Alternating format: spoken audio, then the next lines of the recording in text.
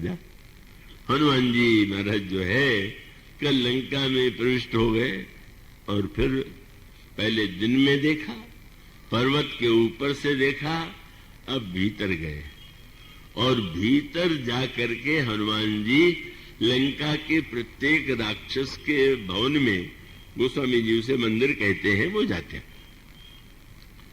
पर एक सुंदर शब्द चुना गया, और शब्द क्या था? हनुमान जी ने सारी लंका में देख डाला और अंत में रावण के नगर में जब पहुंचे, रावण के महल में जब पहुंचे, तो उन्होंने देखा क्या? बोले सैन किए देखा कपिते ही।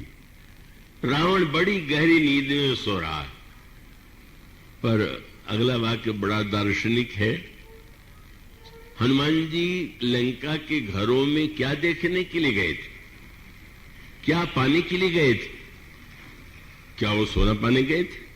क्या कोई भोग की वस्तु पाने के लिए गए थे? नहीं, वे तो वैदेही की खोज में थे। वैदेही कौन है? मूर्तिमती शांति। शांति सीता समानीता आत्मा रामो विराजते। हनुमान जी ये देखना चाहते थे कि लंका में इतनी समृद्धि है, सब कुछ है, पर शांति है कि नहीं, आंतरिक शांति है कि नहीं।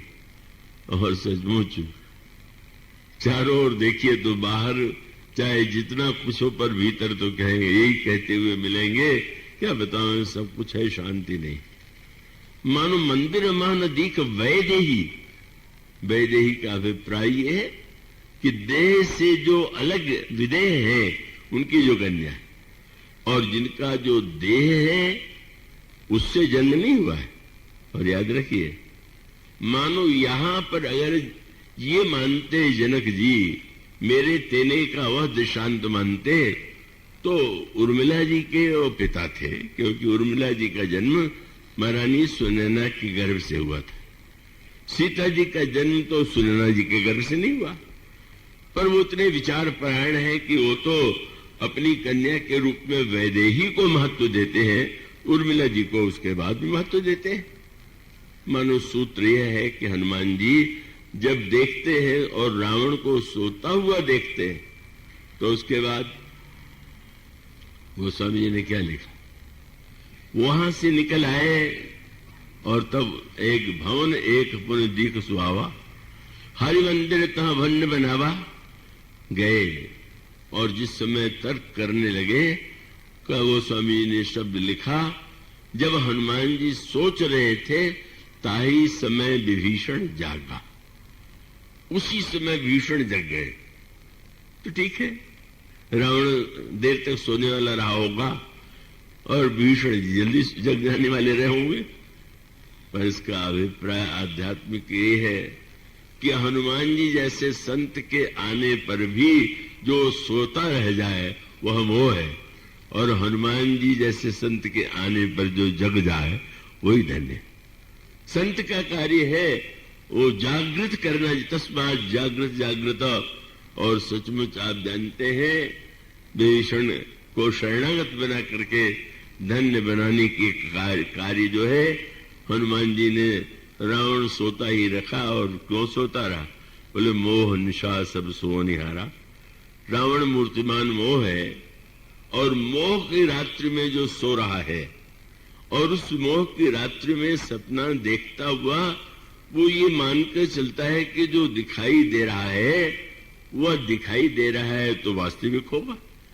अंधकार को ही उसने कल्पित संसार को ही सत्य मान लिया है। सत्संग का उद्देश्य यही है। और मानो भुसुंड जी ने यही कहा कि जब तक व्यक्ति मोह के अंधकार में ही सोया हुआ है और मोह के अंधकार में सोया हुआ ही अपने आप को न जाने क्या मान बैठा है, और तब उसके बाद जब उसको गहरी नींद आ जाए, तब किस देश का, किस प्रांत का, किस जाति का, किस परिवार का, कौन उसके बेटे, कौन उसके भाई, वो तो कुछ नहीं। मानो रात्रि में, दिन में वो न जाने कितने परिचय वाला था, और रात्रि के प्रगाढ़ निद्रा में उसे वो कुछ नहीं था। लेकिन जब होता है तो बेचारा बेचैन रहता है, और जब कुछ नहीं होता है और सो करके उठता है तो वो वास्तव बड़ी अच्छी नींद आई।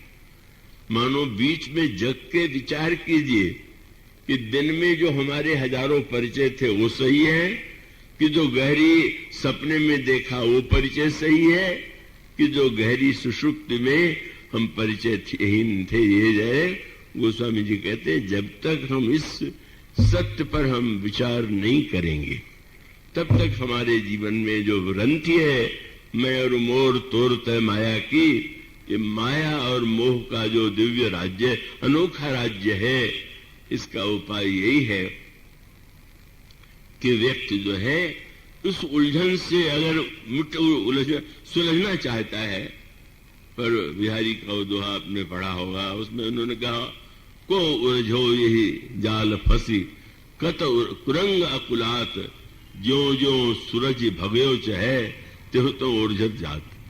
हम लोग जीवन में ज्यों ज्यों सुलझना चाहते हैं समस्याओं से, नई समस्या, और इसका उत्तर यह है कि पहले ज्ञान का दीपक जला करके उस समय मोह की रात्रि में जब व्यक्ति उस ग्रंथि को खोलता है तो उलझनों से मुक्त हो जाता है।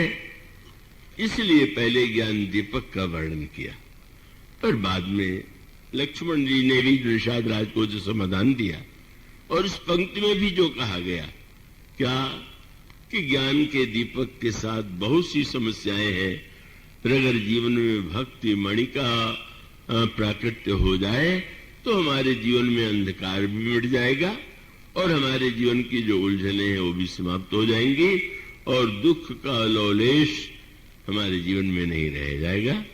आज इतना ही, इसके बाद की चर्चा बोलिए सिया।